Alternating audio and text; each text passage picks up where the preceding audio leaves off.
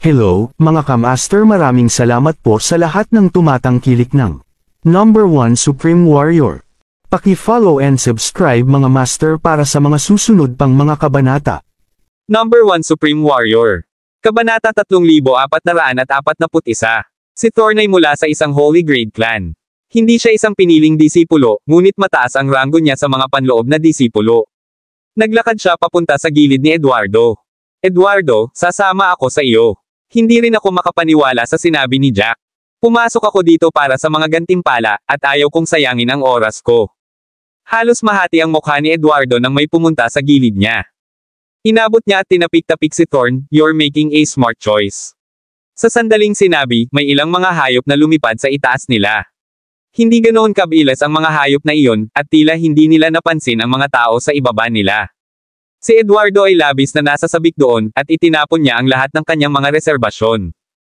Tara na, sayang lang ang oras kung ipagpatuloy ang paghihintay dito. Kailangan lang nating maging mas maingat, at walang mangyayari sa atin. Kapag nagsara na ang Demon Spirit Kingdom at ligtas na tayo sa ating mga reward, siguradong magsaselo sila.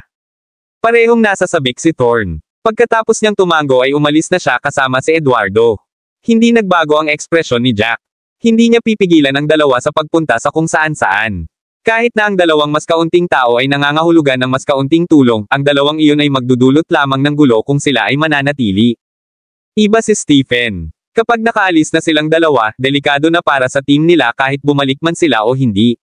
Ang panganib ay hindi lamang mula sa Demon Spirit Beasts, kundi pati na rin sa grupo ni Jack. Si Jack ay walang palpak. Ang mga mandirigma mula sa ikalawang baitang mga mundo ay magkakaroon ng dalawang mas kaunting tao, na nangangahulugang magkakaroon lamang sila ng 12 sa kanila.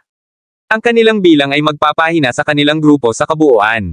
Nakakunot ang noo ni Stephen habang sinasabi kay Eduardo, "Alam kong hindi ka makikinig sa anumang sasabihin ko, pero kailangan mong linawin ang isang bagay. Kami ay isang koponan, hindi mo kami maaaring itabi para sa iyong sarili. Ang iyong mga kasanayan ay nasa pangalawang lugar sa koponan na ito. Kakailanganin ka para sa anumang bagay na mahalaga. Kung aalisin mo siya, sinasaktan mo lang ang sarili mong mga tao." Nang marinig iyon ni Eduardo, casual niyang sinabi, "Kung gayon, sundan mo na lang ako doon. Sinabi ko sa iyo na huwag makinig sa ating mga kaaway. Kung pipilitin mong maging tanga at manatili sa kanila, pinatay ka na sana ng sarili mong katangahan. Pwede mong pakinggan si Jack kung gusto mo, hindi ako makikinig sa kanya." Pagkasabi niya noon ay tumalikod na si Eduardo para umalis. Si Stephen ay galit na tumayo sa harap niya, "Makinig ka sa akin." Mukhang hindi nagsisinungaling si Jack. Kung siya nga, hindi siya gagawa ng ganoon kadetalyadong kwento. Ang mga Demon Spirit Beast ay talagang nakaka-absorb ng dugo ng tao. Si Stephen ay karaniwang nakikipag-usap sa isang pader sa sandaling iyon. Tumanggi si Eduardo na makinig, kahit pakiramdam niya ay sinusubukan siyang saktan ni Stephen. Inabot ni Eduardo at itinulak si Stephen, "You're not my master. Hindi rin kami galing sa iisang clan. Wala kang karapatang magdesisyon para sa akin. Alam ko kung ano ang iniisip mo. Hindi mo makukuha ang mga reward, kaya ayaw mong makuha ko rin sila. Hindi ako magiging tanga." Ang mga salitang iyon ay hindi kapani-paniwalang malupit. Kahit na medyo matagal na silang magkakilala, hindi sila galing sa iisang angkan. Sa makatuwid, ang tiwala ay medyo mas mababa.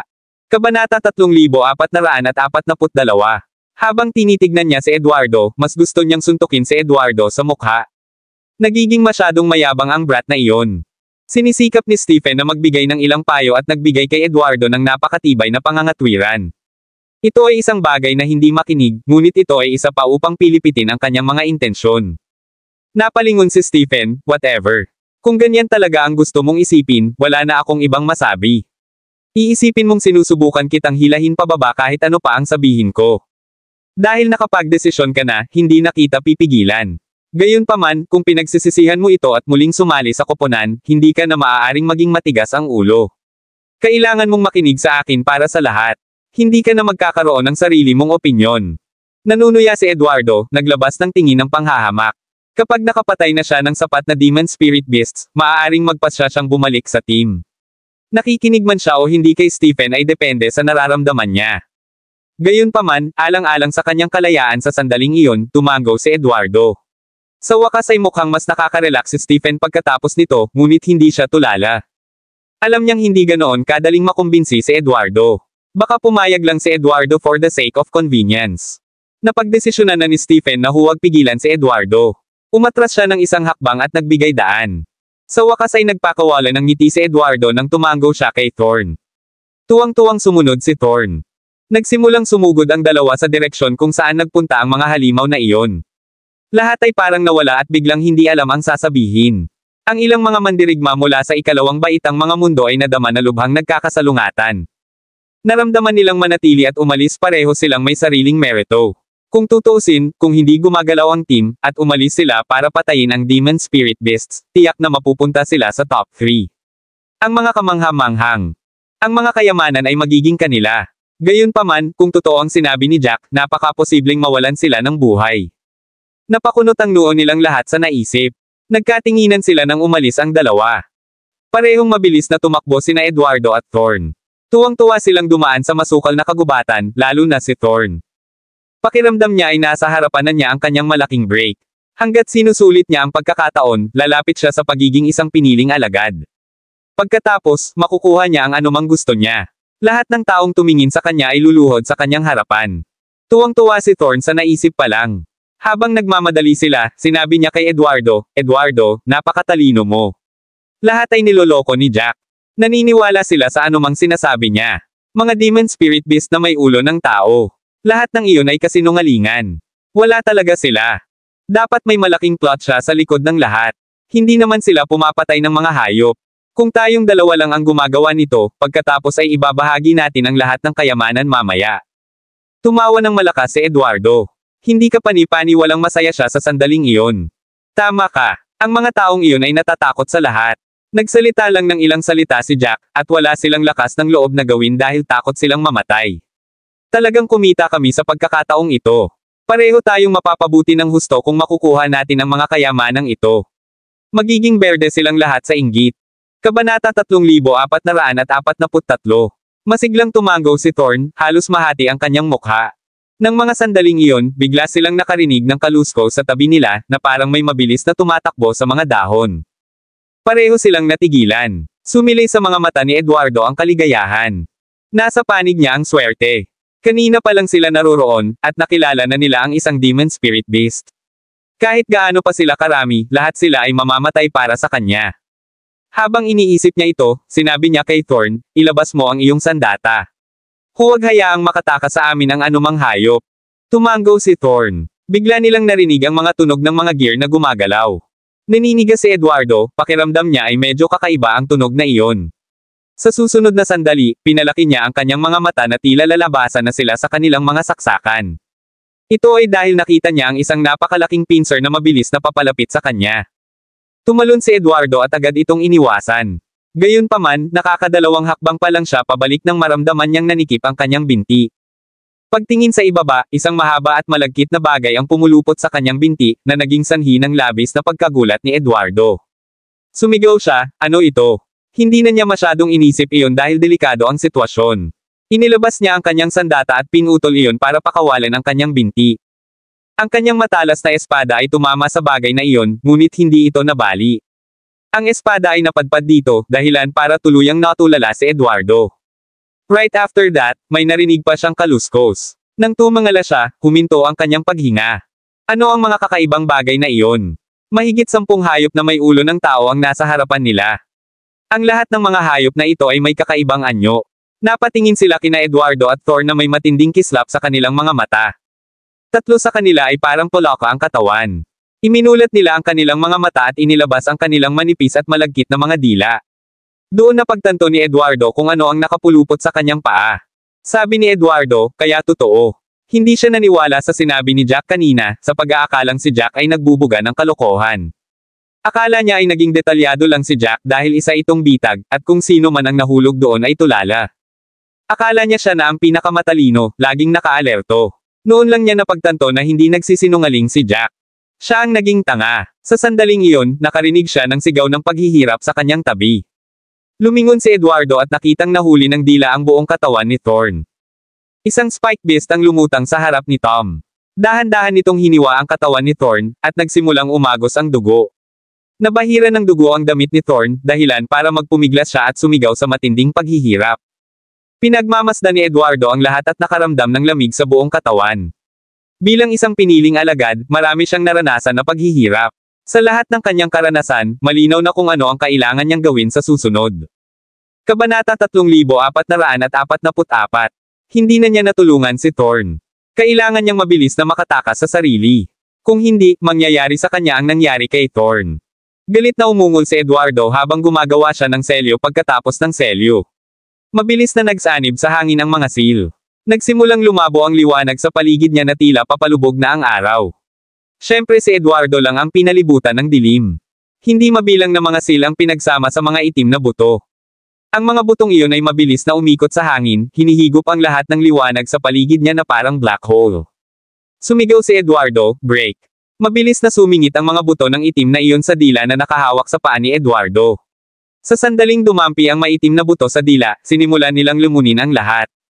Walang tigil na hinihila ang dila. Nagtagal lang ito ng ilang sandali bago ito nawasak. Sa huli, bumagsak ang dila, binitawan ang paa ni Eduardo. Nang makita iyon ni Eduardo, sa wakas ay nakahinga siya ng maluwag. Hindi na siya nagdalawang isip pa kaya agad siyang tumakbo paalis. Gayunpaman, saglit lang siyang nakatakas bago siya muling nahuli ng dila. Sa sandaling iyon, si Eduardo ay nagpupumiglas ng baliw. Sa kasamaang palad, ang kanyang kapalaran ay inabandona siya. Hindi lang kaliwang paa ang nahuli, pati ang kanan niya. Lumingon siya upang tingnan, at ang 5 sa mga hayop na tulad ng polaka ay nakabuka ang kanilang mga bibig, naglalabas ng 5 dila. Nakatingin sa kanya ang mga mata nila. Nanlamig ang puso ni Eduardo sa tagpong iyon. Bago pa siya tuluyang magpumiglas ay nabalot na ng mga dila ang kanyang mga kamay. Sa sandaling iyon, ang lahat ng kanyang mga paa ay nakalock sa lugar. Maging ang bewang niya ay may dila. Habol ang kanyang paghinga habang sumisigaw. Sinubukan niyang kunin ang kanyang mga kaibigan na iligtas siya, ngunit ito ay pagnanasa. Mabilis silang umabant kanina. 20 kilometro na ang layo niya. Walang makakarinig sa kanya kahit masira ang lalamunan niya sa pagsigaw. Sa sandaling iyon, abnormal na tahimik ang lugar kung saan nagtipon ang mga mandirigma. Ang desisyon kanina ay napagkasunduan ng lahat. Lahat sila ay pansamantalang isinantabi ang kanilang mga sama ng loob, at walang sino man ang nagbigay ng anumang puna mula noon. Wala ni isa sa kanila ang nagpakita ng labis na emosyon sa kanilang mga mukha. Gayunpaman, mayroon pa rin silang mga alitan sa nakaraan. Kahit na ito ay isang truce, hindi sila umupo ng magkasama. Sa halip, mayroong isang nakapirming agwat ng metro sa pagitan nila. Umupo sila sa dalawang gilid. Si Jack ay nasa gitna ng mga mandirigma mula sa mga mundo ng ikatlong baitang. Samantala, si Stephen ay nasa gitna ng mga mandirigma mula sa ikalawang baitang mundo. Unti-unting lumipas ang oras. Makalipas ang halos 1 oras, binasag ni Jack ang katahimikan. Binuksan niya ang kanyang mga mata at tumingin kay Stephen. Tingnan kung ang dalawang umalis ngayon ay may marka pa rin. The moment na sinabi niyang sabay-sabay na nagmulat ng mata ang lahat. Kumunat ang noo ni Stephen, hindi nag-aksaya ng oras sa pagpapalabas ng kanyang sentido para maramdaman ang markang iniwan niya kina Eduardo at Thorn. Pagkaraan ng ilang sandali, naningkit ang mga mata ni Stephen nang sabihin niya sa namamaos na boses, hindi ko na sila nararamdaman. The moment that said, tumalon sa takot ang puso ng lahat. Ang mga mandirigma mula sa ikalawang baitang mundo ay lahat ay nagpadala ng kanilang mga pandama upang subukang madama rin silang dalawa. Ang lahat ng mga mandirigma ay naglagay ng kanilang mga marka sa isa't isa bago sila umalis. Sinisikap ng lahat na maramdaman ang markang iniwan nila kina Eduardo at Thorn. Kabanata 3445. Napalingon si Stephen sa iba pang nasa likod niya. Lahat ay may hindi kapani-pani walang seryosong ekspresyon sa kanilang mga mukha. Naramdaman ni Stephen ang pagdurog ng kanyang puso. Nangangahulugan ito na walang nakakaramdam ng marka. Ibig sabihin, siguradong wala sa mabuting kalagayan sina Eduardo at Thorn. Isang mandirigma mula sa ikalawang baitang mundo ang nagsabi na may nanginginig na boses, 1 oras na lang. Paano nila? Tama siya. Isang maikling oras lang ang lumipas, at may nangyari na. Ito ay masyadong mabilis. Mabilis na tumibok ang puso ni Stephen. Hindi siya mapakali. Gayunpaman, alam niyang lalala lamang ang sitwasyon kung hindi siya kalmado. Huminga siya ng ilang malalim, inayos ang sarili. Malamig na tiningnan ni Jack si Stephen, tungkol kay Stephen sa mas magandang liwanag. Siya talaga ang pinuno ng pangkat na iyon. Palagi niyang pinananatiling kalmado ang sarili sa bawat sitwasyon. Minsan, hindi malulutas ng impulsiveness ang mga problema, at magpapalalo lang sa problema. Pagkaraan ng 5 minuto, tumingin si Stephen kay Jack, aaminin ko, nagduda ako sa mga sinabi mo noon, pero wala na ang pagdududa na iyon. Grabe ang sitwasyon ngayon. Si Stephen ay hindi kapani-pani walang bigo. Malamang patay na ang dalawa. Sa totoo lang, hindi siya masyadong nalungkot tungkol doon. Nalungkot siya dahil ang ibig sabihin ng pagkamatay nilang dalawa ay mas mahina ang mga mandirigma mula sa ikalawang baitang mundo. Sila ay hindi gaanong katugma sa pangkat ni Jack. Pagkatapos nito, maaari silang maging kumpi ng kanyen para kay Jack. Galit na galit si Stephen kay Eduardo sa sandaling iyon. Ang taong iyon ay maaaring mamatay dahil sa kanyang pagmamataas kung gugustuhin niya, ngunit ang kanyang kamatayan ay nagdulot ng isang resulta na ganoon. Ang lahat ng mga mandirigma mula sa ikalawang baitang mundo ay kailangang balikatin ito. Huminga ng malalim si Stephen at sinabing, ano ang susunod nating gagawin? Kung uupo lang tayo dito ng matyaga at hindi matuksong manghuli ng mga hayop, hindi na dapat magkaroon ng anumang problema. Umiling si Jack, sa tingin ko hindi ito magiging ganoon kadali. Kahit maupo lang tayo, pwede pa rin mangyari. The moment na sinabi, natigilan si Stephen, may mangyayari pa. Ano ang mangyayari? Hindi naman siguro sila madaling kumilos kapag marami na tayong nagtitipon dito. Walang magawang umiling si Jack, talagang seisolakay sila. Kahit anong klaseng presyo ang dapat nilang bayaran, susubukan nilang patayin tayong lahat. Nang sabihin niyon ni Jack, hindi siya nag-iwan ng puwang para sa pagdududa. Naramdaman ni Stephen at ng iba ang pagtibok ng kanilang puso habang namumutla. Isang mandirigma mula sa ikalawang baitang mundo ang malakas na nagtanong, bakit mo nasabi iyan? Bakit gusto nila tayong patayin kahit gaano pa kamahal? Habang nagpapatuloy ang matinding debate, may mga bagong galaw na ang mga hayop. Isang pangkat ng 50 Demon Spirit Beast kasama ang hayop na si Karsh bilang pinuno ay mabilis na papalapit sa kanilang lokasyon. Hinayaan lang ni Karsh ang ilang mas mababang antas ng mga demonyong hayop na obserbahan ang mga tao mula sa himpapawid. Matapos matukoy ang mga numero at posisyon ng mga tao, huminto sila halos 1 kilometro ang layo mula sa kinaroroonan ni Jack. Kabanata 3446. Malakas na sabi ni Karsh, move based on what we planned. Tandaan, bago tayo umatake, huwag hayaang makita ang iyong sarili. Kapag may napansin ka, magpadala ng mensahe. Sabay-sabay na sumagot ang lahat ng mga hayop, susunod kami sa utos ng dakilang pinuno. 40 mga hayop ang umalis, naiwan ang 5. Mahaba ang katawan ni Karsh. Ang itaas na kalahati nito ay mukhang tao, habang ang ibabang bahagi ng katawan nito ay parang isang napakalaking praying mantis. Nakasimangot itong tumingin sa direksyon kung saan nagkukumpulan ang grupo ni Jack, hindi nagsasalita. Tumaas ang isang kilay ni Mihas at sinabing, hindi ko alam kung ano ang iniisip ng hari. Bakit siya nagpapanik? Di ba sabi natin dahan-dahan natin silang pupulutin? Bakit natin sila papatayin sa pagkakataong ito? Napaawang ang labi ni Karsh sa sobrang inis ng marinig iyon. Lumingon ito kay Mihas, gustong hampasin sa ulo ang kabilang partido. Malamig na sabi nito, gago ka ba? Hindi mo ba alam na nawawala si Sesha at ang iba pa? Maliban sa makakita ng ilang labi ng labanan, silang 4 ay tuluyan ng naglaho. Tiyak na namatay na sila, kaya pinapatay tayo ng hari. Hindi pa rin maintindihan ni Mihas. Napakunot noo ito saglit sa pag-iisip bago muling nagsalita, kung namatay sila, namatay sila. Hindi ba't normal na 1 o 2 ang mamatay sa bawat gawain? Kahit na namatay silang 4 sa pagkakataong ito, hindi pa rin ganap na hindi katanggap-tanggap. Malas lang silang makatagpo ng isang taong pumatay sa kanilang 4, ngunit tiyak na hindi natin kailangan ng ganoong marahas na aksyon. Sa paligid ng napakalaking grupo ng mga tao, tiyak na kailangan nating magbayad ng malaking halaga. Hindi worth it yung 4 na yon. Sa sandaling iyon, kahit si Besant sa tabi ay hindi makatiis. Kumunat ang noo ni Besant at sinabing, sino ang nagsabi sa iyo na ginagawa namin ang lahat ng ito para ipaghiganti ang 4 na iyon? May utak ka pa ba? Halatang nagalit si Mihas sa tawag na walang utak. Ngumisi ito at sinabing, kung ganoon, ano ang dahilan? Itigil mo na ang pag-arte na parang napakatalino mo, okay? Tinanong ko lang kasi hindi ko maintindihan. Panipi. Ngumisi si Besant at sinabing, hindi ka pa rin masaya. Ano pa kayang dahilan? Siyempre, ito ay upang pigilan ang mga taong iyon sa pagkalat ng aming sikreto sa ibang tao. Pagkatapos nilang makalabas, siguradong ikakalat nila ang nangyari dito. Pagkatapos, ang ating mga plano ay ihahayag sa lahat, at mas mahihirapan tayong gumawa ng anuman. Kaya handa kaming magbayad ng napakalaking halaga para patayin ang mga taong nakakaalam ng sikreto. Kailangan nating ibaon ang sikreto sa Demon Spirit Kingdom. At saka, kailangan lang ng hari ang dugo ng 10 tao pa. Para makagawa ng breakthrough at level up. Kung gayon, kahit na pumasok ang mas malalakas na tao, hindi nila tayo magdudulot ng gulo. Umawang ang labi ni Mihas. Bigla itong nawala ng masabi. Kaya iyon ang dahilan. Bakit hindi nito naisip? Inakala nitong naghahanap ng paghihiganti ang hari, na kakaibang nakita ni Mihas. Kailan pa naging maaway ng hari? Lumapit si Karsh at pinutol ang kanilang usapan, huwag na tayong mag-aksaya pa ng oras. Medyo malakas ang lalaking iyon. Kailangan nating gamitin ang buong kapangyarihan natin mamaya. Hindi natin siya hahayaang makatakas. May pagkakataon pa tayong pagtakpan ito kung nakatakas ang iba, pero kapag nakatakas ang lalaking iyon, mahirap na siyang patayin muli. Ang taong tinutukoy ni Karsh ay kilala ng lahat. Nagtipon sila doon dahil sa taong iyon. Kabanata 3447.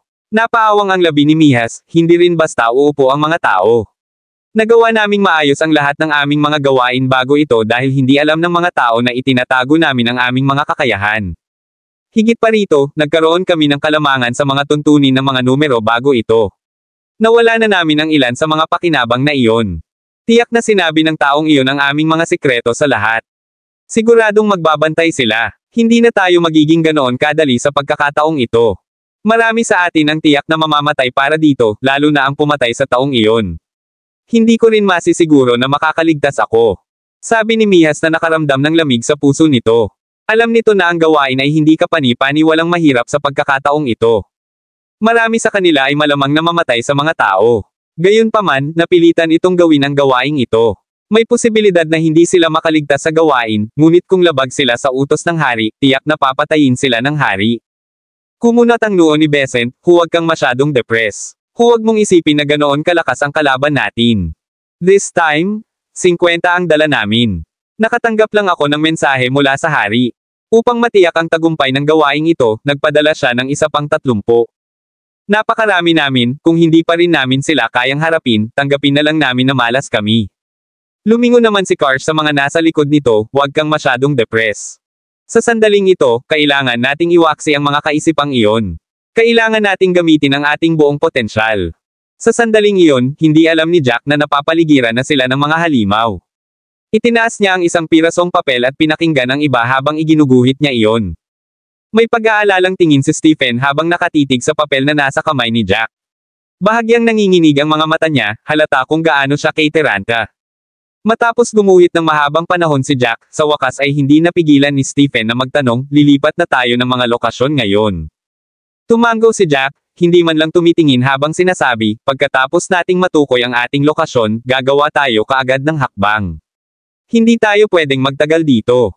Parang hindi mo napapansin. Ilang mas mababang antas na mga hayop ang lumilipad na. Nakumpirma na nila ang aming lokasyon, at pinagmamasdan ang bawat kilos namin. Hindi na nang-ahas si Stephen na pagdudahan ang sinabi ni Jack. Pagkatapos ng lahat, binayaran na nila ang presyo para sa paggawa nito. Galit na galit siyang naglakad-lakad sa lugar, ang isip niya ay patuloy na iniisip ang sinabi ni Jack. Sinabi ni Jack na tiyak na susubukang bitag sila ng mga hayop. Tinanong ni Stephen kung bakit sigurado si Jack. Sagot ni Jack sa seryosong boses, aware kasi sila na alam na natin ang sikreto nila. Para itago ang kanilang sikreto para makapatay pa sila ng mas maraming tao sa hinaharap, siguradong hindi nila tayo bibitawan. Gagawa sila ng paraan para manatili tayong lahat dito. Nanlamig ang lahat ng marinig iyon. Sa wakas ay naunawaan na nila kung gaano kadelikado ang kanilang sitwasyon. Kahit na napakarami sa kanila ang natipon doon, hindi pa rin ito ligtas. Galit na iginuhit ni Jack ang papel upang malaman ang heograpiya ng lugar. Nais niyang makahanap ng isang lugar na madaling ipagtanggol at mahirap salakayin. Kumunat ang noo niya at nagtanong, yung malaki at bilog na lawa, nasa kanluran ba? Sigurado ka bang nasa kanluran ito? Si Jack ay nakikipag-usap sa isa sa mga mandirigma mula sa isang ikalawang baitang mundo. Kabanata 3448. Mariing tumango ang mandirigmang iyon, sigurado akong nasa kanluran iyon. Sa oras na iyon, natatakot ako sa anumang panganib, kaya naglibot ako sa aking paligid. Kinumpirma ko na naroon ang lawa. Tumango si Jack bago niya iguhit ang lawa sa papel na iyon. Sila ay ipinadala sa iba't ibang sulok ng Demon Spirit Kingdom at nagtipon doon. Upang mabilis na makahanap ng isang lugar na madaling ipagtanggol, inutusan ni Jack ang lahat na sabihin sa kanya kung ano ang kanilang nakita sa kanilang paglalakbay. Saglit na tinitigan ni Jack ang kanlurang bahagi bago ito kumunat ang noo at umiling, hindi. Maganda lang ang lugar na iyon dahil nagbibigay ito sa atin ng malawak na pananaw, hindi natin masasabing ganoon kadaling ipagtanggol. Kung bigla silang umatake, makaka-atras lang kami sa isang direksyon habang lumalaban kami. Siguradong mabibigat na kabiguan ang mararanasan natin. Matapos tanggihan ni Jack ang posisyong iyon, tinanong niya muli ang iba, may nakita ba kayong mga lambak o kuweba sa daan? Kahit na ang mga tuktok ng bundok ay maayos. Si Kesh ay kumikinang sa kanyang mga mata habang tuwang-tuwa na itinaas ang kanyang kamay, I remember somewhere. Ang lugar na iyon ay dapat na madaling ipagtanggol. Tumango si Jack, pinayagan si Kesh na magpatuloy. Huminga ng malalim si Kesh at inalala ang naalala niya. Medyo mataas na bulubundukin ang lugar na iyon. May kanyon sa likod nito. Napakakitid ng kanyon na 2 tao lang ang makakadaan sa isang pagkakataon. Itinuturing mo bang madaling ipagtanggol? Si Jack ay kuminang sa kanyang mga mata nang ituwid niya ang kanyang likod at tumango, syempre naman. Bakit hindi mo sinabi kanina? Hindi mo ba naalala? Umiling si Kesh. Huminga siya ng malalim bago sinabing, hindi ko nabanggit kanina kasi parang medyo kakaiba yung lugar. Nang tumayo ako sa bulubundukin, nakita ko ang dulo ng kanyon na iyon. Habang sinasabi niya iyon, huminto siya at kumunat ang noo, may ambon sa dulo ng kanyon. Sinakop nito ang buong lugar at tila walang katapusan. Nakita kong kakaiba ito, kaya gusto kong makita kung mayroon pang iba. Nang marinig iyon ni Jack ay tumaas ang isang kilay niya.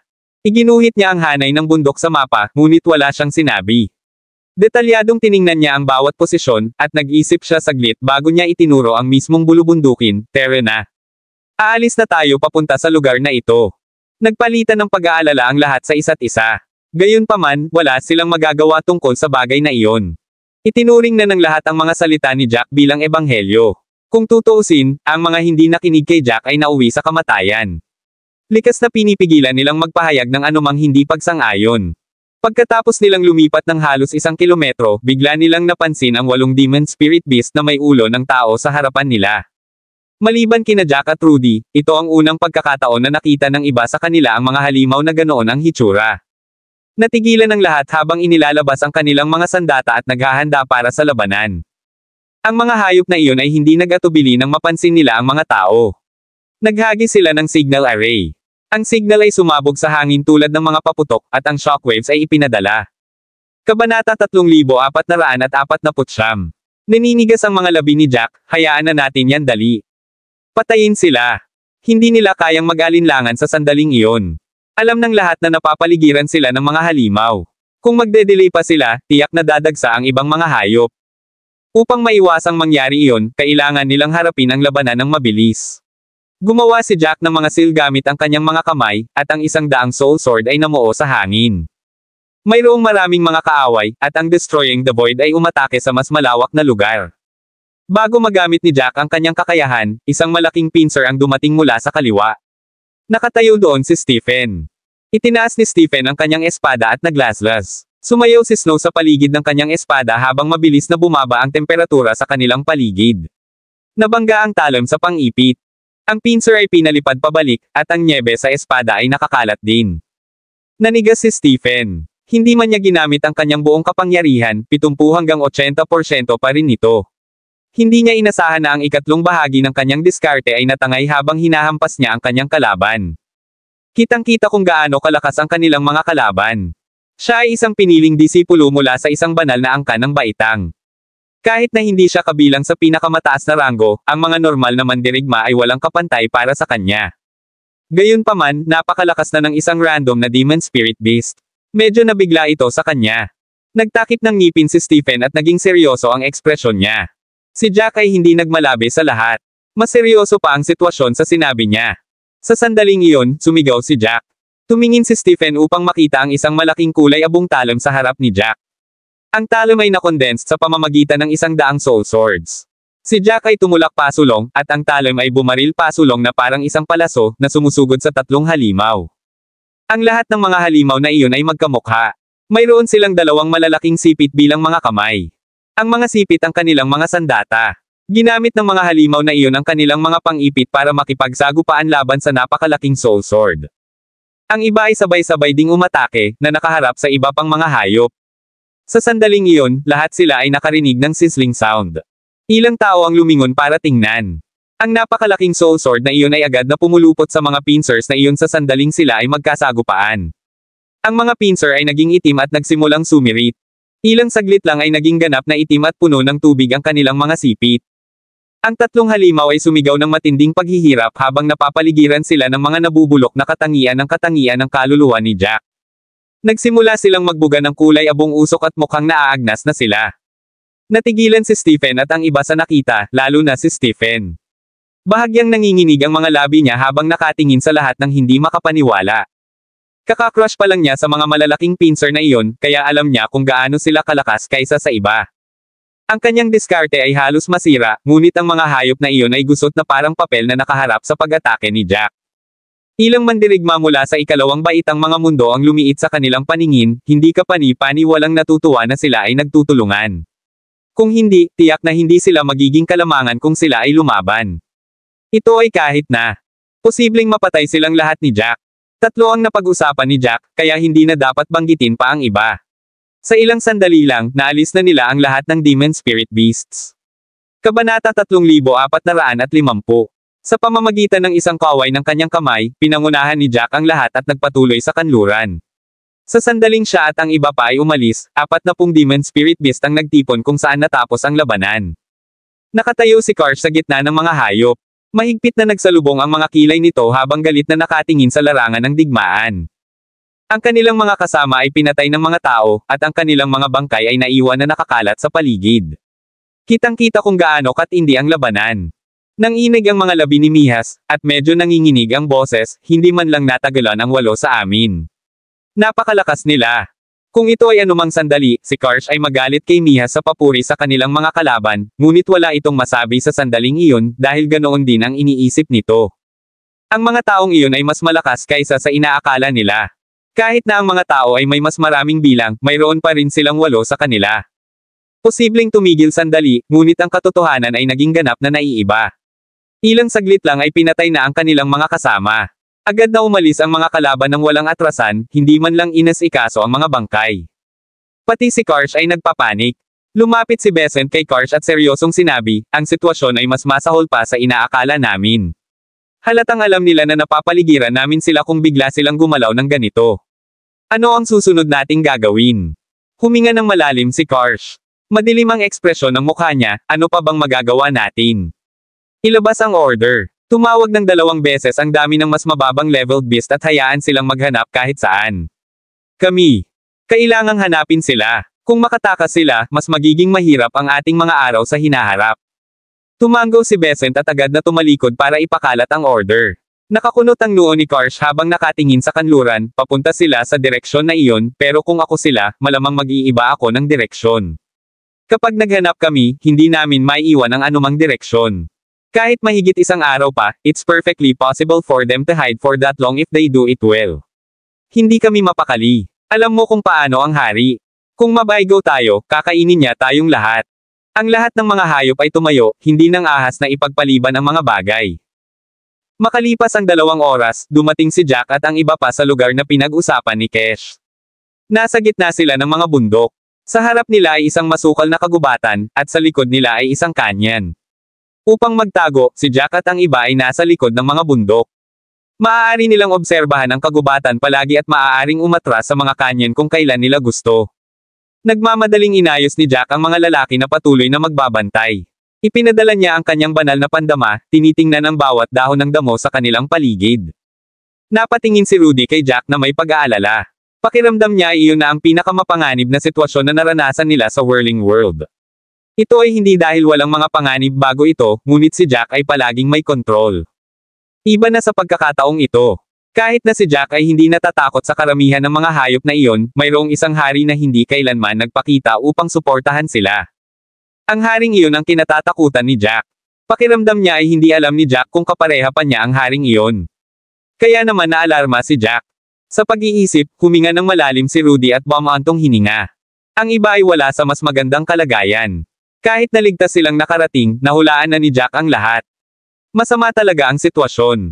Kung si Jack ay hindi naging mapagpasyahan, maaaring sila ay kinain ng mga halimaw na iyon. Nalusutin man sila sa bandang huli, mabibigat na pagkatalo ang kanilang natamo. Napaupo si Stephen sa lupa ng malungkot. May iba't ibang iniisip sa kanyang isipan. Biglang sinabi ni Jack kay Stephen, magsalita ka kung may sasabihin ka. Huwag ka lang tumayo dyan na mukhang frustrated. Medyo nawala ng magawa si Jack sa kung gaano ka-depress ang kinikilos ng lahat. Hindi ito mabuti para sa kanila. Kung nawala ang kanilang tiwala sa labanan, ang kahihinatnan ay magiging kakilakilabot. Kabanata 3451. Napabuntong hininga si Stephen na parang wala lang siya kumpara kay Jack. Sa tingin mo, gaano kalakas ang kanilang hari? Magiging kalaban mo ba siya? Iyon ang pinakakinakabahan ni Stephen.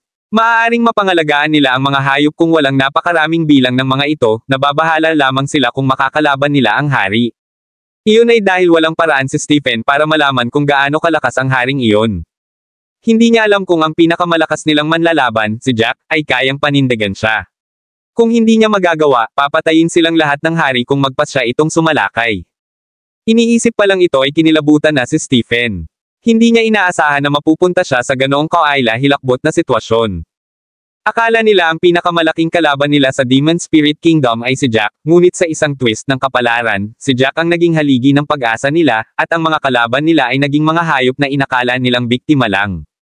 Napabuntong hininga si Jack. Para hindi palakihin ang katotohanan, sabihin ng dahan-dahan, hindi ko alam. Ang alam lang natin ngayon ay umiiral ang haring ito, at wala na tayong ibang alam tungkol dito. Hindi ko alam kung kakampi ko rin ba siya. Hindi ko kasi alam na dinala ko kayong lahat dito. Dapat mag-ingat ang lahat, kung hindi lalala lang ang sitwasyon. Tumango ang lahat, ngunit hindi nag-improve ang kanilang mga ekspresyon.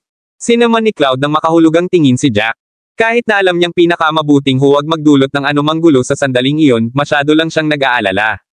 Yumuko siya at sinabing, ano ang gagawin natin kung mapansin natin na darating sila? Atres ba tayo o lalabanan natin sila bago tayo umalis? Kumunat ang noo ni Jack, nag-isip sandali bago sumagot, depende sa sitwasyon. Tignan natin kung ilan. Pagkatapos niyang sabihin iyon, tumingin si Jack sa langit. Nakita niyang wala talagang ulap at nagpatuloy, huwag mo lang pansinin ang lupa, tumangala ka rin. Sa sandaling mapansin mo ang anumang mas mababang antas na mga hayop na lumilipad, ibaba ang mga ito ng sabay-sabay. Huwag mo silang pakawalan. Hindi natin maaaring hayaan ang mga hayop na iyon na mag-ulat tungkol sa ating sitwasyon. Tumango ang lahat. Bigla nilang naramdaman na napapalibutan sila ng mga problema kung saan-saan. Bamulong si Rudy kay Jack, kung hindi natin mahawakan ang lugar na ito, atres ba tayo sa hamog? Pakiramdam ko mas delikado pa. Lumingon si Jack para tingnan ang dulo ng kanyan. Nababalot ito ng hamog na nakakubli sa kanilang mga tanawin. Seryosong sabi ni Jack, kung wala na tayong magagawa, yun lang ang choice natin. Siguraduhin mong susundan ako ng malapitan. Ipinadala kami sa lahat ng dako sa Demon Spirit Kingdom maliban sa hamog. Ibig sabihin may problema ang lugar na iyon. Magpapatingin ako sa ilang tao kung ito ay lason. Kung hindi, makapasok tayo. Kahit na ito ay maging mas mapanganib, hindi tulad ng mayroon tayong pagpipilian. Nagdilim ang ekspresyon ni Rudy nang magsimulang bumilis ang tibok ng puso niya. Isang matinding panganib ang bumalot sa kanyang katawan. Tumingin siya kay Jack nang walang magawa. Pagkaraan ng mahabang panahon, sinabi niya, sana hindi na natin makikilala ang haring iyon. Ngumiti si Jack at tinapik si Rudy sa balikat, walang sinasabi. Kabanata 3452. Nakakunot ang noo ni Jack habang nakatingin sa langit. Sa sandaling iyon, may tatlong mababang antas na hayop sa kanyang paanan, at lahat ay patay na. Sa loob ng 4 na maikling oras, 3 halimaw na ang lumipad sa itaas. Upang maiwasan ang mga hindi kinakailangang kaguluhan, pinatay nila ang lahat ng kanilang nakita. Ang sitwasyon ay tila mas malala kaysa dati. Kahit na wala sa mga mababang antas na hayop ang nakatakas sa kanila, ang mga Demon Spirit Beast ay tiyak na mapapansin ang kanilang kawalan at susubukang hanapin ang iba pagkatapos. Napatingin si Stephen sa mga patay na hayop. Pagkaraan ng ilang sandali, dahan-dahan niyang sinabi, akala namin ang mga bagay na iyon ay mga Demon Spirit Beast. Walang sino mang umasa na ang mga hayop na may matataas na antas ay ginamit lamang ang mga bagay na iyon upang linlangan tayo. Naloko kami. Akala namin mga tao ang pumatay sa mga kapatid namin, pero sa simula pa lang, biktima lang kami. Mas naaliw si Stephen sa naisip niya bago ito. Busog na busog siya sa sarili niya. Nagsimulang magdilim ang ekspresyon ni Kesh. Tumingin siya kay Jack at medyo nag-aalalang sinabi, hindi tayo pwedeng magpatuloy ng ganito. Oras na para mag-isip tayo ng isang bagay. Tumango si Jack. Tumingin siya sa paligid niya. Pagkatapos tumingin sa paligid, dahan-dahan siyang lumuhad at hinawakan ang lupa. Ang lugar ay puno ng maliliit na burol, at ang lupa ay natatakpan ng mga damo. Pagkatapos niyang pagmasdan ito, tumayo siya at sinabing, maghuhukay tayo ng butas dito. Itinuro sa silangan ang isang burol, idinagdag ni Jack, ang lugar na ito ay maaaring makahadlang sa kanilang paningin. Kahit na mula sa himpapawid, wala silang gaanong line of sight. Mamaya, magtatayo kami ng ilang mga silungan at haharangin ang buong lugar. Kapag tapos na tayo sa kanila, hindi na nila tayo mapapansin maliban na lang kung sila mismo ang pumupunta rito. Naglakad ang lahat at napatingin sa tinuro ni Jack. Matapos tingnan ito ng mahabang panahon, natitiyak nilang ito ang pinakamagandang lugar na pagtataguan. Sa kanilang mga aksyon na determinado, ang lahat ay pinagsama ang kanilang mga manggas. Hindi nagtagal at natapos na nila ang paghuhukay ng kuweba. Inalis nila ang laman ng burol at itinapon ang lupa sa kanyon sa ibaba. Ang kuweba ay maganda lang para sa lahat ng 20 sa kanila. Pagkatapos nilang maghukay, pinabilis ni Jack ang lahat sa loob bago siya naglagay ng mga ligaw na banig sa paligid nila upang takpan ang buta sa abot ng kanyang makakaya. Si Jack ang huling pumasok sa kuweba. Pagpasok niya, may nagsimulang magreklamo, nakakainis. Akala ko kaya nating patayin ang lahat ng nakikita natin pagkapasok natin, pero napilitan tayong magtago hanggang sa ganitong antas. Kapag nakalabas na tayo, ipapaalam ko sa lahat ang sitwasyon. Iipunin natin ang ating pinakamalakas at papasok sa Demon Spirit Kingdom para patayin ang lahat ng kasuklam-suklam na hayop na iyon. Nagtaas ng kilay si Jack. Ito ay malinaw na ang tao ay mula sa isang pangalawang grade mundo. Gaano katipikal sa kanila, hanggat nararamdaman nilang naghihirap sila, gagawin nila ang lahat para makaganti. Nakita ni Stephen na pumasok si Jack at agad na nag-aalalang sinabi, may plano ka ba pagkatapos nito? Dito na lang ba tayo magtatago? Pakiramdam ko ay kahit na gumawa kami ng isang ruse na tulad nito at hamukay ng isang malaking kuwebang taguan, hindi tayo mapakali. Pakiramdam ko ay hahanapin nila tayo sa wakas. Tumango si Jack, saliksikin nila ang buong Demon Spirit Kingdom hanggat kaya nila, walang duda. Malamang na hindi sila mag-iiwan ng isang bato na hindi nakaligtaan, maingat na sinusuri ang lahat. Dito sila nakatira all this time, kaya alam na alam nila ang lugar. Ilang oras na lang at mahahanap na nila ang pinagtataguan natin. Kabanata 3453. Nagsimulang magkagulo ang lahat ng sabihin iyon ni Jack. Akala nila ay ligtas sila sa kuweba at kaya nilang maghintay hanggang sa sila ay ilabas, ngunit minamaliit nila ang mga hayop. Kahit na sa mga kaayusan na ito, hindi pa rin garantisado ang kanilang kaligtasan. Lahat ng mga mandirigma ay nababalisa nang magsimula silang mag-usap ng mga bagay-bagay. Sabi ng isang warrior mula sa second grade world na may madilim na tingin, Jack, dahil alam mo naman na hahanapin nila tayo, dapat may plano ka, di ba? Ano ang iyong mga plano? Maaari mo lang sabihin sa amin, at lahat kami ay sasama na lang. Ang mga mandirigma mula sa ikalawang baitang mga mundo ay hindi maaaring maging masyadong malapit kay Jack dahil mayroon pa rin silang salungatan sa mga ikatlong baitang mundo, ngunit hindi rin nila kayang maging walang galang. Kung hindi, huli na para sa pagsisisi kung magpasya si Jack na gamitin ang mga ito bilang kumpay ng kanyan. Sa pag-iisip tungkol dito, nagpasya silang tretuhin si Jack ng may higit na paggalang. Ang mga kasanayan ni Jack ay ginagarantiyahan ang paggalang na ito, pagkatapos ng lahat. Napabuntong hininga si Jack habang nakakunot ang noo niyang sinabi, hindi natin alam kung anong klaseng kakayahan ang taglay nila. Maaaring hindi na nila kailangang tingnan ang lahat para malaman kung nasaan kami.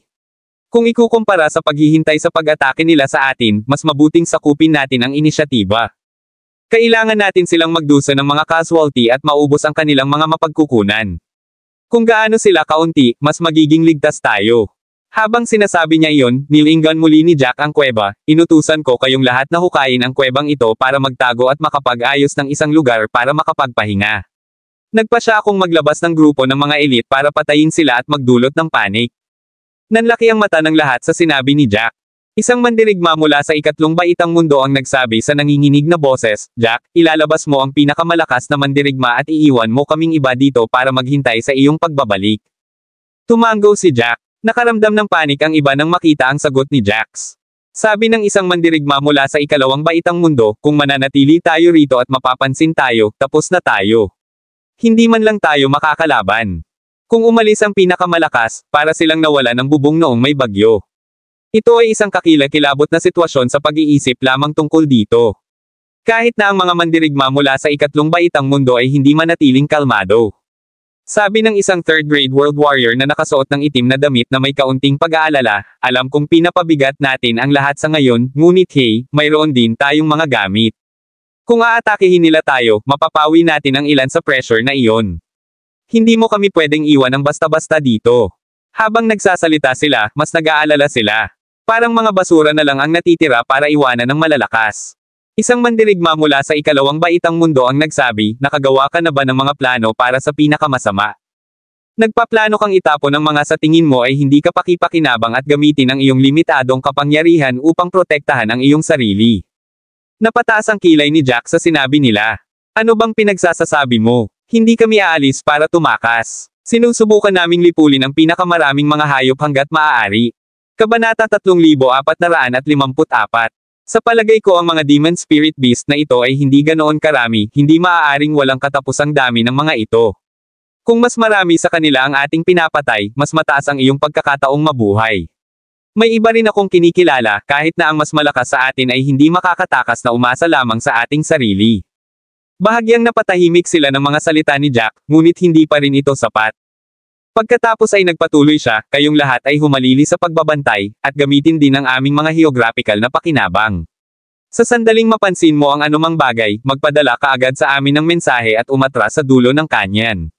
Huwag mag-alinlangan kahit isang segundo. Babalik kami sa lalong madaling panahon. Pagkasabi nun, tinuro ni Jack ang ilang lalaki. Si Cloud at Kesh, pati sina Stephen at Trey. Sasama kayong apat sa akin. Silang lima, kasama ang kanyang sarili, ang pinakamalakas sa kanilang buong alyansa, at kaya nilang panindigan hanggat wala pang 15 kalaban ang kanilang kinakaharap. Agad namang tumango sina Cloud, Kesh, Stephen, at Trey. Napatingin si Jack kay Rudy. Dapat manatili ka. Sa sandaling may mapansin kang mali, umatras sa ulap. Maaari tayong makipag-usap sa pamamagitan ng sound arrays. Marihing tumango si Rudy. Sa totoo lang, ayaw niyang manatili sa mga taong ito, at mas ligtas siya kung kasama niya si Jack. Gayunpaman, hindi rin siya tumutol sa pagsasaayos ng kabilang partido. Masasabi niyang may iba pang intensyon si Jack sa ganitong kaayusan. Alam ng lahat na malapit siya kay Jack. Ang katotohanan na iniwan siya ni Jack dito ay isang katiyakan sa mga naiwan. Mga 50 kilometro ang layo sa kanila. Napakunot ang noo ni Karsh habang nakikinig sa mga ulat mula sa mga nasasakupan nito, na isang hayop na may katawan na ahas. Walang mali sa ibang direksyon. 3 mababang antas na hayop na lamang na pumunta sa kanluran ang hindi pa bumabalik. Panipi.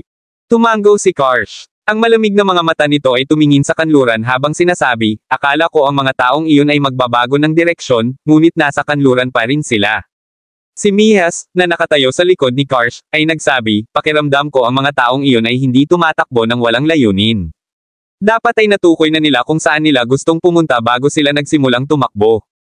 Napatingin si Karsh kay Mihas na may kasamang papuri. Ito ang unang pagkakataon na napansin ni Karsh na may utak si Mihas. Bago ito, kahit anong sabihin ni Mihas, parang tulala. Napabuntong hininga si Karsh, tipunin mo ang lahat ng demon spirit beasts. Pupunta tayo sa kanluran ngayon.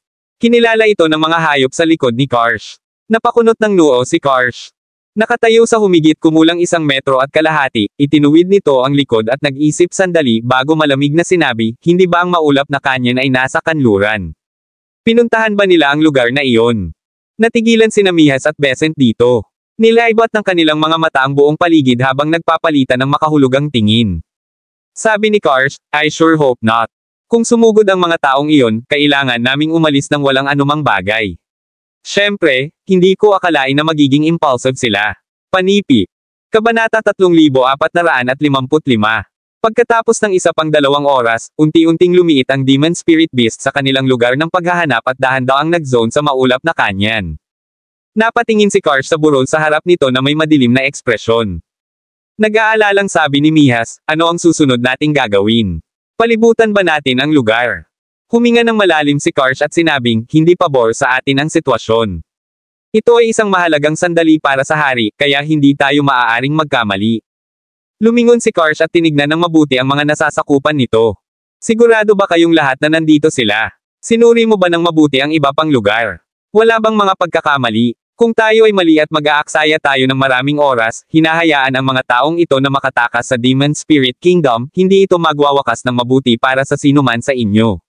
Hindi ka pakakawalan ng hari. Magalang na sumagot ang mga nasasakupan, naiintindihan.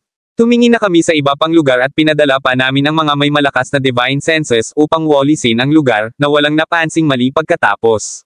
Sa huli, sigurado kami na sila ang nasa harapan. Sila ay nasa burol o sa kanyan. Tumango si Karsh, ngunit ang kanyang tingin ay mapurol na may bahagyang pag-aalala. Ilan ang nandito? Magalang na sinabi ni Besant, kabilang kami, mayroong 73. Nandito rin ang 13 prinsipe. Nang marinig na naruroon ang ikalabintatlong prinsipe, may salungat na tingin si Karsh sa mukha nito. Napaawang ang labi nito nang malungkot nitong sinabi, bakit siya nandito? Sa tingin ba niya ay hindi sapat na gulo ang lugar na ito? Nagmamadaling binaril ni Besant si Karsh dahil sa pagpili ng mga salita nito. Huminga ng malalim si Karsh, at umasim ang ekspresyon nito. Ang gawain ay isa ng mabigat na pasanin na labis na nagbigay diin dito, ngunit ang ikalabintatlong prinsipe ay nagdagdag sa diin na iyon. Si Karsh ay hindi kapani-paniwalang hindi nasisiyahan tungkol dito, ngunit hindi ito nang ahas na magsabi ng anuman. Pagkatapos ng lahat, ang ikalabintatlong prinsipe ay hindi isang pamagat na dapat pabayaan. Kahit na ito ang pinuno, kailangan nitong bantayan ang mga salita nito. Gagawin namin ang plano namin. Hatiin sa siyam na mas maliliit na grupo at ikalat sa siyam na posisyon. Hindi namin sila bibigyan ng isang pambungad na tatakbo. Mariing tumango si Mihas at ang iba pang mga hayop. Karsh added right after that, huwag kang masyadong padalos-dalos sa mga kilos mo. Gagawin namin ang aming paglipat kapag nalaman namin kung nasaan sila.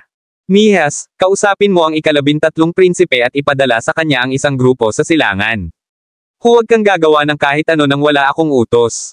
Tumango si Mihas at tumalikod para magayos. Nakakunot ang noo ng ikalabintatlong prinsipe habang nakikinig sa utos ni Mihas. Kahit na ayaw niyang makaabala kay Mihas, kailangan pa ring makipagsabayan sa mga pagpapakita.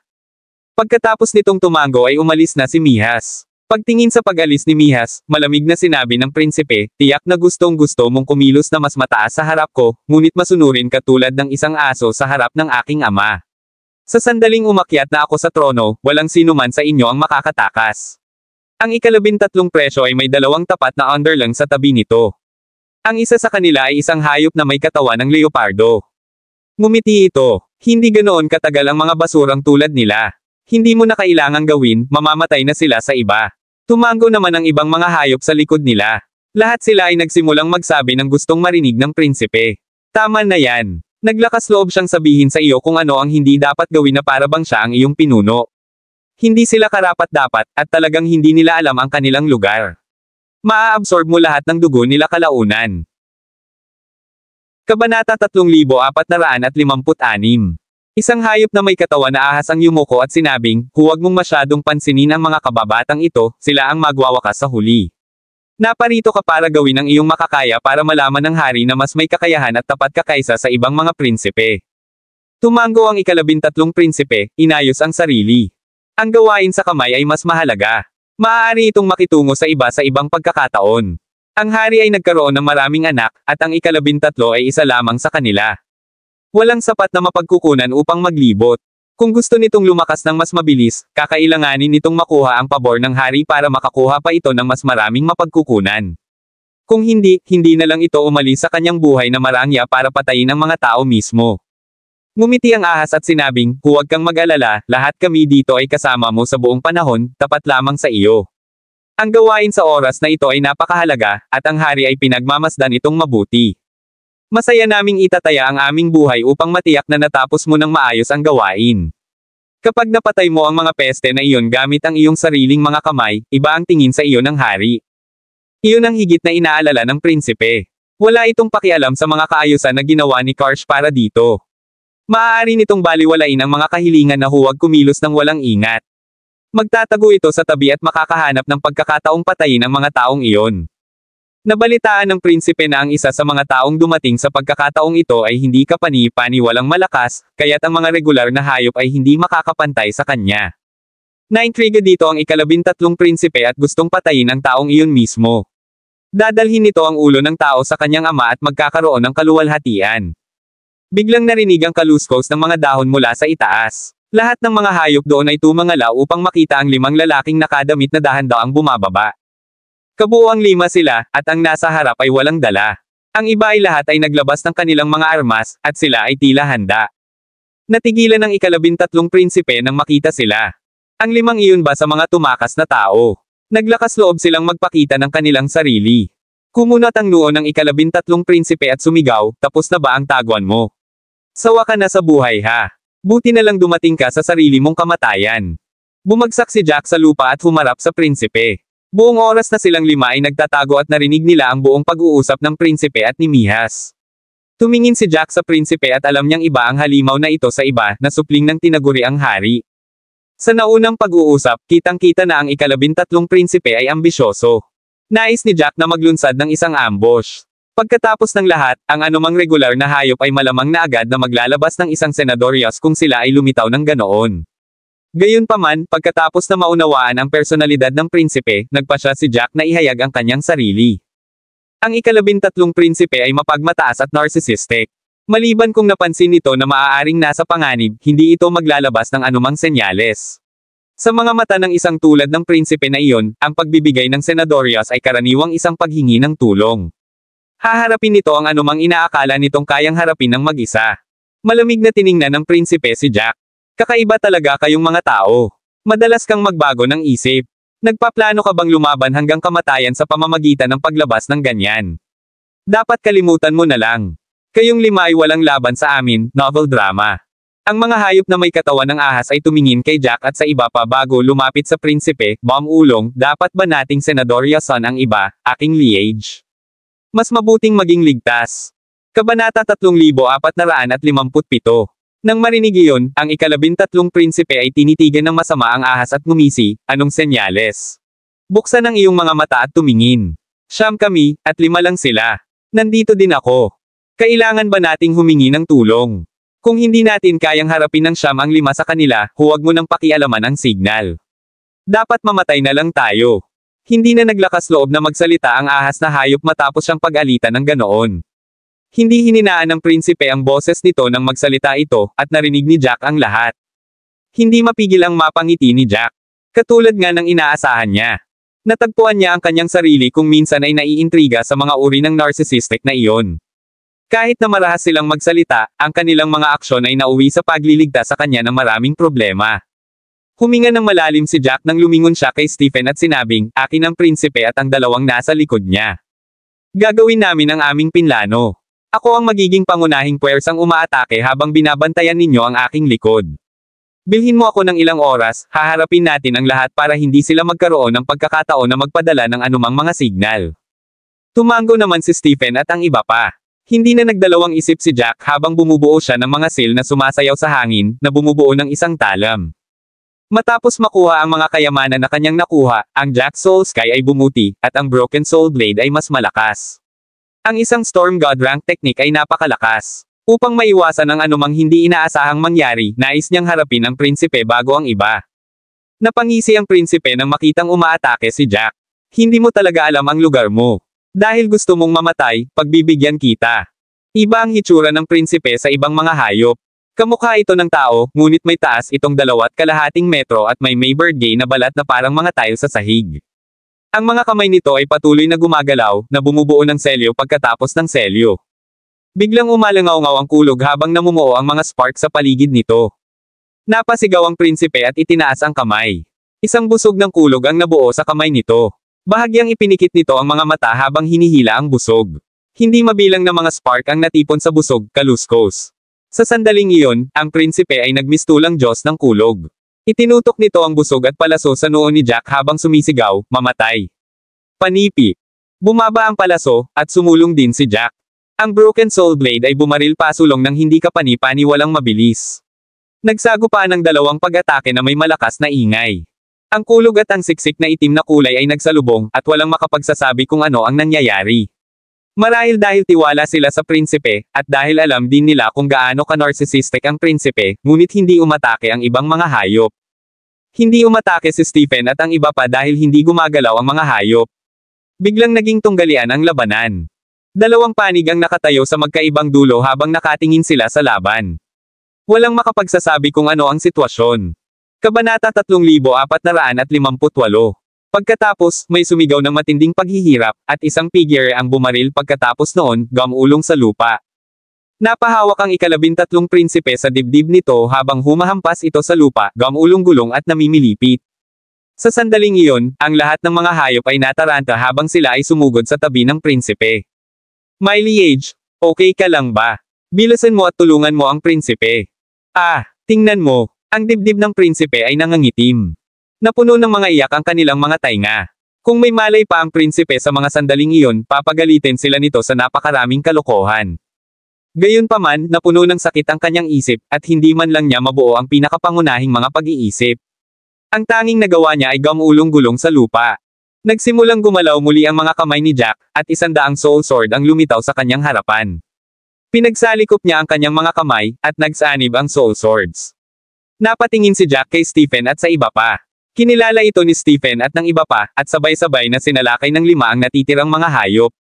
Biglang may mga ingay ng labanan sa lahat ng dako. Sa loob lamang ng ilang sandali, nahawakan na nila ang lahat ng mga hayop. Si Stephen at ang iba ay maaaring hindi kasing lakas ni Jack, ngunit kaya nilang harapin ang mga demon spirit beast na hindi masyadong malakas. Salamat sa kakilakilabot na kakayahan ni Jack, tinulungan niya ang iba nang siya mismo ang pumatay ng 3, at agad na natapos ang labanan. Maliban sa prinsipe, ang iba pang mga hayop ay patay na lahat. Lumuhad si Jack sa tabi ng prinsipe at tiningnan ang kalagayan nito. Nagtaas siya ng kilay at sinabing, "Not bad."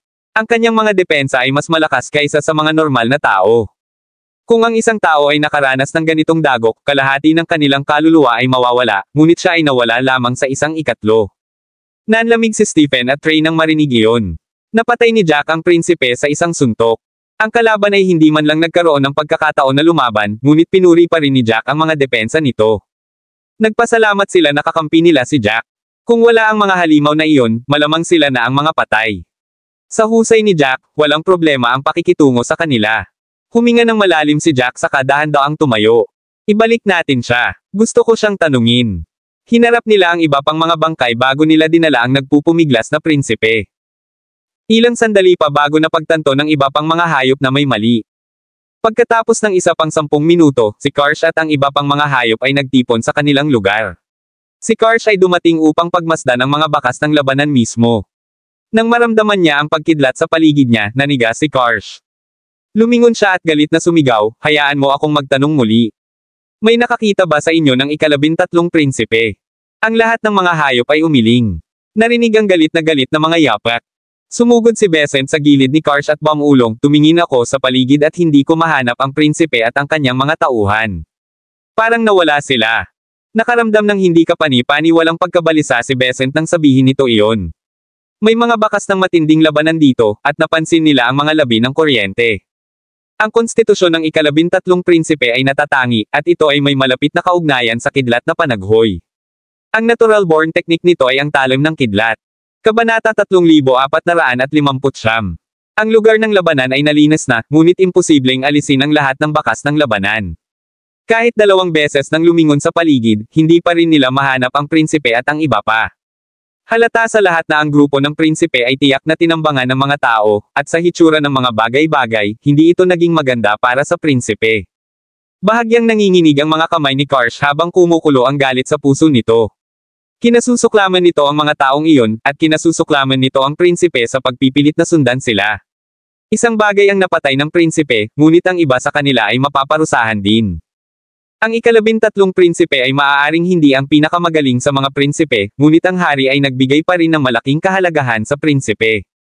Ang katotohanang namatay ang prinsipe habang naglilingkod sa ilalim ni Karsh ay nangangahulugan na tiyak na hahatulan ng hari si Karsh.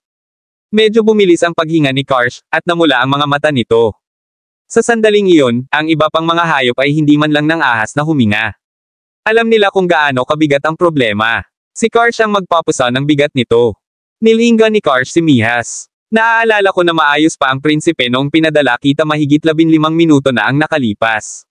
Tumanggo si Mihas. Nangangahulugan ito na hindi dapat nangyari ang labanan ng ganoon katagal. Dagdag pa ni Karsh, "Napansin lang namin ang mga senyales ng labanan 5 minuto na ang nakakaraan. Ibig sabihin, nangyari ang lahat sa loob ng 5 hanggang 10 minuto. Sinisikap ni Karsh na tiyakin kung gaano kabilas ang labanan. Habang pinag-iisipan pa nito, mas umaasim ang ekspresyon nito. Nagsisimula pa nga itong magnganga ang mga ngipin. Natarante namang tumayo si Mihas sa gilid. Bumulong ito kay Besant, mukhang hindi masaya si Karsh. May naisip ba siya? Kumaibot ang mga labi ni Besant, walang ibang gustong hampasin si Mihas sa ulo. Napansin namin ang isang bagay 5 minuto ang nakalipas, at lahat ay nalinas. Nangangahulugan ito na ang labanan ay natapos ng hindi kapani-pani walang mabilis, at nilinis din nila ang eksena. Ang lahat ay ginawa ng napakahusay. Sa tingin mo ba magandang senyales ito? Sa wakas ay nag-react din si Mihas. Tumanggo ito, kalahati lang ang nakakaintindi. Nag-aalala si Karsh na hindi titigil ang mga pananambang na ito. Tumanggo si Besant. Tumingin si Mihas sa paligid. Ano ang susunod nating gagawin? Napabuntong hininga si Besant. Hindi kasi alam ni Karsh kung ano ang susunod na gagawin, hence the frustration. Nasa kanila ang kalamangan sa ngayon, habang nasa atin ang mga numero. Magiging madali para sa kanila na ipagpatuloy ang pag-atake sa amin ng ganito. Kung gusto nating bawasan ang ating mga pagkatalo, kailangan nating tipunin ang lahat, ngunit hindi natin sila mapapalibutan sa ganoong paraan. Huminto si Besant, tumingin sa paligid, at sinabing, hindi iyon ang pinaka-ikinadismaya ni Karsh. Lalong naguluhan si Mihas nang marinig iyon. Mabagal ang pag-iisip nito sa una, at malabo si Besant, dahilan para mabalisa si Mihas. Inabot nito at hinawakan ang braso ni Besant. Get to the point, bakit ayaw mo? Ano ang silbi ng pag-iingat ng mga bagay sa iyong sarili? Kung maibot ang mga labi ni Besant, alam niyang magagalit si Mihas kung hindi ipapaliwanag ng malinaw ni Besant ang mga bagay-bagay. Napilitan si Besant na magpaliwanag, kung tinambangan ka, ano ang unang reaksyon mo? Kabanata 3460. Saglit na natigilan si Mihas bago ito tuluyang napatampal sa kanyang binti bilang mapagtanto. Hindi tayo binigyan ng senyales ng prinsipe. Tumanggo si Besant, nananangis na sa wakas ay napagtanto ni Mihas ang sitwasyon. Ang pagtawag ng mga kakampi kapag tinambangan ang isa ay pangunahing kaalaman, ngunit alam nilang lahat ang ugali ng prinsipe. Ang ika-13 prinsipe ay madalas na gumawa ng mga bagay ng mag-isa dahil lamang sa mayroon itong ilang mga kasanayan. Higit pa rito, ang prinsipe ay halos hindi nakaharap sa anumang mga epekto para sa kanyang mga pagkakamali, dahil lamang sa siya ang prinsipe, na nagpulalo lamang sa kanyang saloobin. Hanggat naramdaman ng prinsipe na ito ay may kalamangan, sa isolakay ito nang hindi nag-abala na ipaalam sa mga kapanalig. Iyon ang pinaka-ikinagalit ni Karsh. Kung ang prinsipe ay nagbigay sa kanila ng senyales, sila ay sumugod, at ang mga pagkalugi ay maaaring mapanatili sa pinakamaliit. Walang ginawa ang prinsipe. Nagdulot ito ng pagtaas ng sitwasyon sa antas na iyon. Habang iniisip ito ni Karsh, mas lalo itong nadidismaya. Hinarap nito sina Mihas at Besant at sinabing, napakagulo lang nito. Kung pinatay lang ang prinsipe, hindi naman ganoon kalala. Nag-aalala ako na hindi siya patay at mayroon siyang mga kalaban. Magiging masama ang sitwasyon kung ganoon. Sa sandaling iyon, bumalik si Jack at ang iba pa sa kanilang taguan sa kuweba. Nang makita ni Rudy at ng iba pa ang kanilang pagbabalik na matagumpay, lahat sila ay nasa sabik. Hindi na nagabalang kausapin sila ni Jack habang kinakaladkad niya ang prinsipe na namimilipit pa rin sa sakit. Inihagis niya ang prinsipe sa loob at sumunod. Ang kuweba ay hindi ganoon kalaki, ngunit may sapat na espasyo para sa isa pa. Napatingin silang lahat sa prinsipe. Ang mga hindi sumunod kay Jack ay lahat ay napaka-curious sa nangyari sa labas. Wala sa mood si Stephen na magpaliwanag sa kanila. Hindi iniwan ng kanyang mga mata ang prinsipe. Iba si Cloud habang matyaga niyang ikinwento sa lahat ang nangyari. Ikinaway ni Jack ang kanyang kamay at pansamantalang itinigil ang kapangyarihan ng Broken Soul Blade. Nang mawala ang sakit, dahan-daang iminulat ng prinsipe ang mga mata nito. Medyo nagulat ito. Kung tutuusin, napapaligiran ito ng mga tao nang imulat nito ang mga mata. Iniisip pa nito kung nanaginip ba ito. Gayunpaman, nawala ang lahat ng kalituhan nang makita nito ang mukha ni Jack. Hindi nito maiwasang kiligin. Nawala na lahat ng kayabangan nito. Tumawa si Jack habang malamig na tumingin sa prinsipe, nagtatanong, gusto mo bang hulaan kung bakit kita pinananatiling buhay? Ang prinsipe, sa kabila ng kanyang magarbong kalikasan, ay isang matalinong hayop. Ang katotohanan na ito ay buhay pa ay nangangahulugan na gusto nilang malaman kung ano ang kanyang nalalaman. Nagngangalit ang prinsipe habang nakatitig kay Jack. Hindi ito umimik at mukhang susuwayin si Jack hanggang sa huli. Tumawa si Jack habang inilabas ang isang maikling punyal mula sa mustard seed. Inilagay niya ang punyal sa leeg ng prinsipe. Hindi naman talaga ako mabait na tao, and time is ticking. Mas mabuting maging matalino ka sa mga bagay-bagay, o gagawin kitang. Naaalala mo kung gaano kakasakit ilang segundo lang ang nakalipas, di ba? Gusto mo bang subukan ulit? Nanginginig ang mga labi ng prinsipe habang nanginginig ang lahat ng kalamnan nito sa kanyang takot. Iniisip ang sakit, hindi nito napigilan ang sarili. Dahil sa sakit na iyon ay nawalan ito ng kontrol, at naramdaman pa ng prinsipe na mas malala pa ito kaysa sa itinapon sa kumukulong mantika. Nanginginig ang mga kamay nito habang ibinababa ang ulo at sinabing, wala akong alam. Tumawa si Jack, lumuhad sa tabi nito saka sinabing, sa tingin mo ba maniniwala ako sa iyo? Ikaw ang ika-13 prinsipe. Isa kang maharlika na mataas sa iyong lipunan. Walang maniniwala sa iyo kung sasabihin mong wala kang alam. Sa sandaling iyon, hiniling ng prinsipe na hindi ito hinanap ng masama.